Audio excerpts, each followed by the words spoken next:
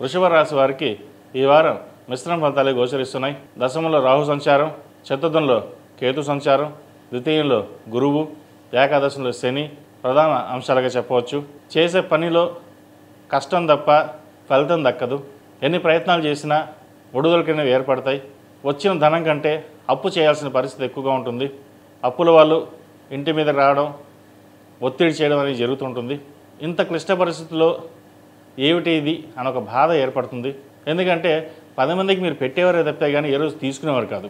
కానీ మీ దగ్గరకు వచ్చేసరికి ఎవరూ సహాయం చేయకపోవడం, మాట మార్చేయడం, ఏం లేదు అని చెప్పడం, లేదా బాగా చూసుకున్న వాళ్ళు, బాగా మాట్లాడుతున్న వాళ్ళు కూడా మీ మీద అధికారం చెలాయించడం అనేది ఎక్కువగా జరుగుతుంది. అది మీ మనోవేదనకి చాలా ఇబ్బందికరంగా ఉంటుంది. ఉద్యోగంలో కూడా మార్పులు చేర్పులు ఉంటాయి. ఉద్యోగం మారేటప్పుడు కూడా ఉన్న ఉద్యోగం మారడమా లేదా స్థిరంగా ఉండడమా ఆలోచించి నిర్ణయాలు తీసుకోవాలి. ఎందుకంటే ఏదో ఉద్యోగం వచ్చేసింది వెళ్ళిపోదాం అనుకుంటే తర్వాత ఇబ్బంది పడే అవకాశం ఎక్కువగా గోచరిస్తుంది. అలాగే విదేశీ వ్యవహారాలు కావచ్చు, ఉద్యోగం సంబంధించి కావచ్చు, ఫైనాన్స్ సంబంధించి స్పెక్యులేషన్స్కి దూరంగా ఉండాలి. అలాగే విదేశీ విద్యకు సంబంధించి ఉద్యోగంలో కొన్ని మార్పులు ఏవైతే ఉన్నాయో అవి జాగ్రత్తగా పరిశీలన చేసుకుని ముందుకు వెళ్ళండి. ఒక స్త్రీ వల్ల ఇబ్బంది పడే అవకాశం గోచరిస్తుంది. నమ్ముకున్న వ్యక్తులు మిమ్మల్ని మోసం చేశారనే మనోవేదన, బాధ ఎక్కువగా కనిపిస్తుంది. వాటిని కనిపించకుండా జాగ్రత్తగా ఉండడం అనేది చెప్పదగిన సూచన. విద్యార్థులకు కాలం అనుకూలంగా ఉంది.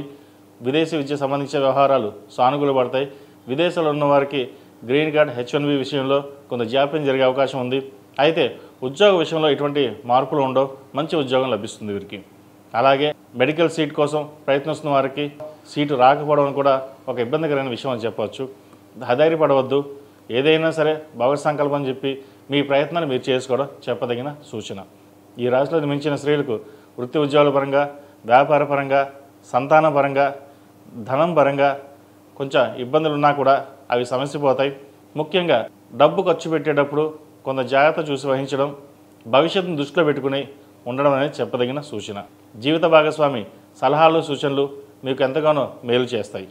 మొత్తం మీద గత సంవత్సరాల కంటే ఈ రాహుకేతు మారడం వల్ల కొంత ఇబ్బందికరమైన వాతావరణం నెలకొంటుంది. కాబట్టి కొన్ని మంచి పనులు ఉంటాయి, కొన్ని ఇబ్బందికరమైన పనులు కూడా ఏర్పడతాయి. కాబట్టి సుబ్రహ్మణ్య స్వామి వారికి అభిషేకాలు చేయడం, సుబ్రహ్మణ్య పాశుపత హోమం చేయించడం చెప్పదగిన సూచన. ఈ రాశిలో జన్మించిన వారికి కలిసి వచ్చే సంఖ్య 8, కలిసి వచ్చే రంగు గ్రే. ఏదైనా పని మీద బయటికి వెళ్ళేటప్పుడు సోమవారం కానీ శుక్రవారం కానీ వెళ్ళండి, మంచి ఫలితాలు సంప్రాప్తిస్తాయి. ప్రతిరోజు ప్రతినిత్యం ఆరవలి కుంకుమతోటి అమ్మవారిని పూజించడం చెప్పదగిన సూచన.